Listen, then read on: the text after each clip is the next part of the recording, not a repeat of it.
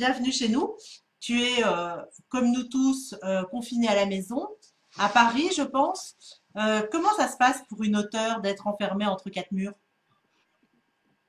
À vrai dire, le confinement me pèse pas tant que ça parce que quand je suis à Paris, je suis assez casanière. Donc je voyage beaucoup, mais quand je suis à Paris, je suis très casanière.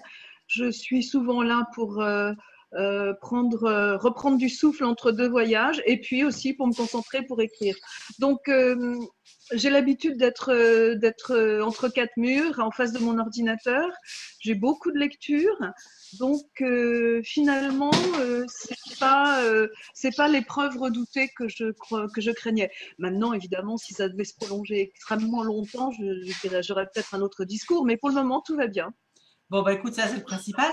Alors, Catherine, nous, on a déjà souvent discuté ensemble, parfois l'une en face de l'autre, comme quand on a fêté Filigrane et son anniversaire. Et d'ailleurs, je reviendrai là-dessus dans un instant parce que j'ai un petit message pour toi de Marc Philipson, que j'ai appelé cette semaine pour lui demander si, en l'occurrence, il avait du stock dans les déracinés et dans l'américaine, parce que il a mis en place un petit système de librairie de garde, un peu comme les pharmacies de garde, où en fait on peut passer ses commandes et soit il livre, il fait livrer, soit on peut aller chercher devant dans une espèce de système de drive-in assez pratique. Donc vous qui allez nous écouter et avoir envie de ceci, que ce soit dans ce format ou en grand format, sachez que il y a ça chez Filigrane et que vous pouvez le trouver assez facilement.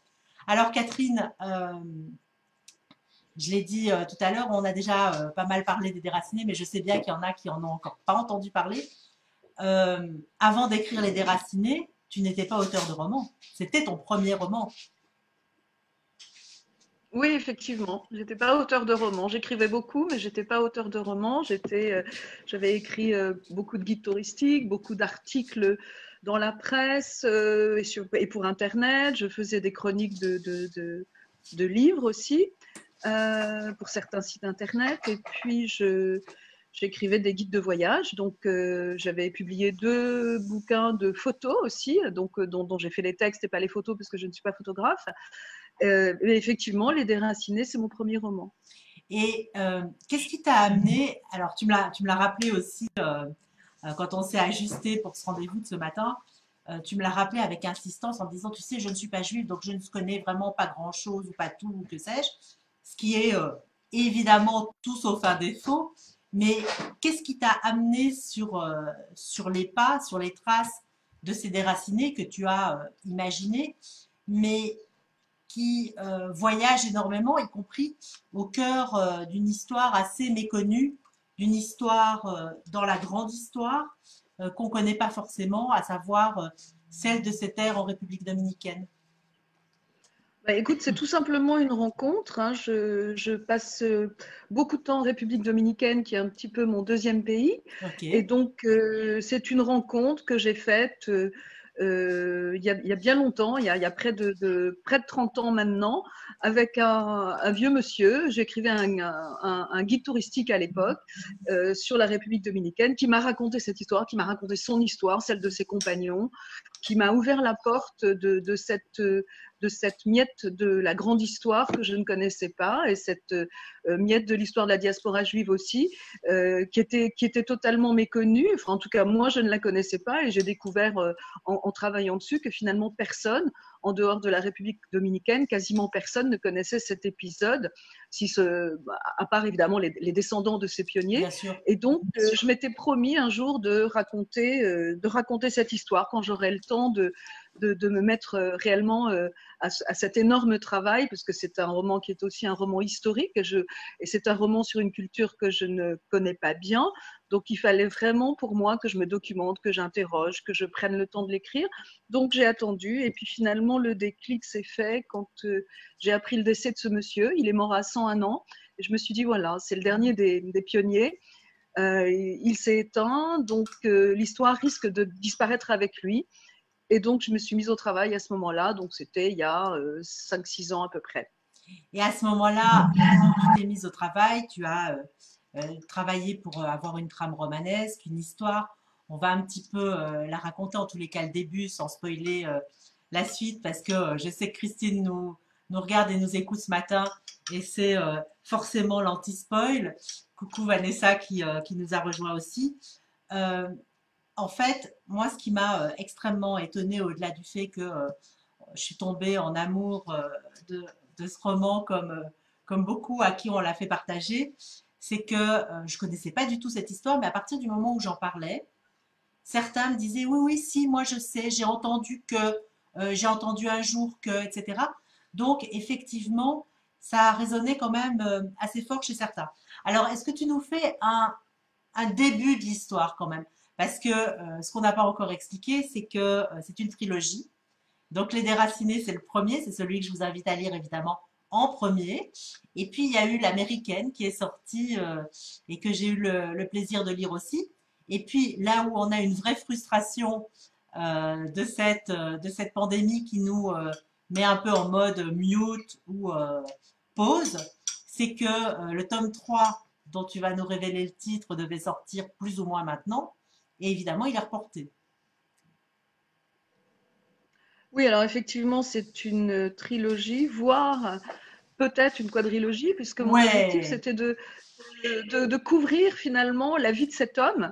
C'est pas sa vie que je raconte, c'est pas sa vie à lui, hein, puisque les héros sont des héros fictifs, mais tout dans cette histoire finalement est vraiment imprégné de chaque détail véridique que j'ai pu récolter sur place, et de la bouche de ces gens, de leurs écrits, etc. Et donc effectivement, c'est un roman enfin, c'est une saga que j'aimerais poursuivre jusqu'en 2011, puisque ce monsieur est mort à cette date-là. C'est d'ailleurs à lui que j'ai dédié ce livre, puisque c'est lui qui m'a ouvert la porte de cette histoire. Et donc, effectivement, les personnages sont fictifs, mais effectivement, dans le roman, tout est vrai. Dans le premier, c'est vraiment, on va dire, un mi-chemin entre le roman historique et le roman classique. Et donc, c'est l'histoire, effectivement, je suis partie d'un fait historique qui est cet accord signé en 1939 par le signé en 1939 par le dictateur Trujillo, le dictateur qui régnait sur la République dominicaine, et les Américains pour proposer, enfin faire venir une colonie de juifs allemands autrichiens du Reich, donc allemands autrichiens tchèques, et leur permettre de s'établir donc dans une propriété qu'il a vendue au Joint, une propriété qui se trouve sur la côte nord du pays. Quand je dis une propriété, c'est vraiment l'équivalent d'un petit département français. oui. Et donc ils ont pu s'établir là, créer un kibbutz. Et donc c'est cette histoire, à partir de ce fait historique, que je raconte l'histoire donc d'un jeune couple viennois de la très bonne société viennoise, des intellectuels, qui vont se trouver contraints de quitter l'Autriche, qui vont voyager, et donc les routes de l'exil qu'ils vont emprunter sont des routes de l'exil qu'ont connu d'autres personnes, qu'ont vécu d'autres personnes, jusqu'à arriver dans cette improbable île des Caraïbes qui leur offre un asile et où ils vont donc redémarrer une nouvelle vie. Donc c'est vraiment, je me disais aussi que c'est un roman qui, dans ces temps difficiles que nous vivons aujourd'hui, il y a une espèce de résonance, puisque c'est des gens qui sont effectivement jeunes mais courageux, à qui il arrive tous les malheurs de la terre et tout ce qu'on sait de l'histoire, et qui vont trouver dans la force dans la résilience de créer une nouvelle vie, de s'enraciner de nouveau après avoir été complètement déracinés. Donc des gens courageux dans des temps difficiles, comme nous en ce moment. Alors, Voilà. pour en raconter un petit peu plus et donner encore plus envie aux uns et aux autres de venir nous rejoindre avec ces déracinés, on a en fait un jeune couple, Alma et Willem, qui se rencontrent dans cette Vienne super glamoureuse des années 30, du début des années 30, du tout début. Et ce climat de plus en plus hostile aux juifs qui s'installe, tel qu'on le connaît de par tout ce qu'on nous a raconté, nos livres d'histoire, etc., les pousse à quitter leur ville natale avant qu'il ne soit trop tard. Ils sont perdus sur ces routes de l'exil où ils pensent, ils espèrent arriver à New York. Pour le coup, ils vont arriver à Ellis Island, mais ils ne rentreront jamais aux États-Unis, ils ne rentreront jamais à New York et n'ont d'autre choix que de continuer jusqu'en République dominicaine, où effectivement 100 000 visas s'offrent aux Juifs d'Europe. et on leur promet quelque part un peu monts et merveilles, et ils arrivent dans une jungle qui n'est quand même pas terrible du tout. Et en fait, ils vont construire une espèce de qui dit, mais je trouve que tu as raison, ce confinement fait un écho terrible à tout ce qu'on voit, ce qu'on entend, parce que ils ont vécu en fait à travers cette expérience dans les déracinés des multiples confinements, si on veut. Quand ils étaient sur le bateau, ils étaient quelque part très confinés aussi, le bateau qui traversait l'Atlantique évidemment. Oui, effectivement, ils ont d'abord connu les camps, parce qu'en fait, Oui, enfin, tout au long de leur exil, finalement, ils vont de confinement en confinement, puisqu'ils vont de camp en camp, jusqu'à s'embarquer sur ce bateau au port de Lisbonne. Et ensuite, c'est une traversée compliquée jusqu'à New York, difficile, parce que ce sont 10 jours, 12 jours de mer. À Ellis Island, évidemment, c'est le confinement, puisque New York est à portée de vue, mais ils sont enfermés dans cette île prison. Et puis ensuite, ils repartent en bateau toujours en République dominicaine, effectivement, où ils vont arriver là dans dans une espèce de morceau de jungle complètement hostile. c'est inhabité, c'est hostile, et ils vont devoir domestiquer cette terre. Alors là, on peut plus parler de confinement, ils sont en déconfinement, mais ils sont en même temps complètement isolés du reste du pays. Je dirais que c'est presque un État dans l'État, et finalement tout est à faire dans cet endroit où ils arrivent. Leur chance, c'est que c'est au bord d'une plage, comme on connaît les plages de la République dominicaine, absolument magnifique. Et ça, c'est leur récompense, effectivement. Et avec leurs compagnons, ils vont être jusqu'à 1500 personnes dans cette colonie. Ils vont bâtir vraiment un modèle de société. Donc, c'est tout cet itinéraire, toute cette construction à partir de rien, finalement, qui m'a, moi, complètement fascinée. Quand on voit ce qu'ils ont réussi à faire à force de travail, d'obstination, certes avec de l'argent puisqu'ils étaient financés par le Joint, mais quand on voit ce qu'ils ont réussi à bâtir, c'est vraiment admirable. Donc, c'est tout cet itinéraire que je raconte. Alors Catherine, ça fait effectivement écho à l'époque à travers le confinement, mais ça fait aussi écho à l'époque, je trouve, parce que tu racontes dans ce roman, dans ce premier tome de cette trilogie ou quadrilogie, La bonne nouvelle du matin, à quel point certains industriels de produits chimiques ou de produits pharmaceutiques, et c'est ça qui fait encore plus écho à notre époque, finalement, se servaient de cette colonie en la payant ou pas pour faire des tests. Oui, alors, je ne suis pas historienne, donc ça reste au stade de l'hypothèse, mais je dirais que les présomptions sont assez fortes, effectivement, puisque, effectivement, tous les produits qu'on les fait, qu'ils utilisent, sont des produits américains. Ils sont entièrement financés par les Américains, et donc ils vont utiliser les produits américains, notamment les semences de Monsanto, notamment les produits pharmaceutiques, les vaccins, etc. Et donc, effectivement, comme en fait, ces gens qui ont été recrutés pour ce projet sont des intellectuels. On avait besoin de gens qui étaient formés. Il y avait aussi cette idée du Joint d'en faire une espèce de laboratoire un petit peu sociologique et de savoir comment on pouvait former des cadres pour les futurs kibbutz de l'État d'Israël qui étaient encore à créer. Tout à Et fait. donc, effectivement, ils sont submergés de produits américains, et comme ils sont pas idiots, ils se posent des questions. Questions que moi je me pose aussi avec le recul, quand j'ai vu des documents qui montraient que, par exemple, on leur fait cultiver, on leur demande de faire des cultures, alors qu'on sait que le sol est impropre à la culture. Et donc, c'est comme si on leur faisait tester des engrais, des graines, etc. Et puis finalement, le projet va évoluer vers de l'élevage, parce que dès le départ, il était évident que le sol était impropre à la culture. Et donc, tous ces éléments créent un faisceau de présomption, on va dire. Voilà. Et puis c'est Sur le le travail fait de que c'est le travail de l'auteur aussi qui un romance. laboratoire, voilà, mais aussi un laboratoire pour de grosses sociétés américaines, et en tout cas, dans une période où les Américains ne pouvaient plus commercer avec le reste du monde, aussi un débouché économique, même s'il est petit, mais un débouché économique pour leurs entreprises. Comment s'appelle le troisième qui devrait sortir ou qui aurait dû sortir? Alors, le troisième, il a un titre, on ne va pas pouvoir sortir tout de suite, prémonitoire, qui s'appelle « Et la vie reprit son cours ». Écoute, Donc, voilà, donc on va attendre que la vie reprenne son cours, j'imagine, pour le publier. Effectivement, il devait sortir le 16 avril. Alors, le deuxième volume, L'Américaine, est un roman un peu plus intimiste qui raconte la quête identitaire de la deuxième génération, de la fille du couple.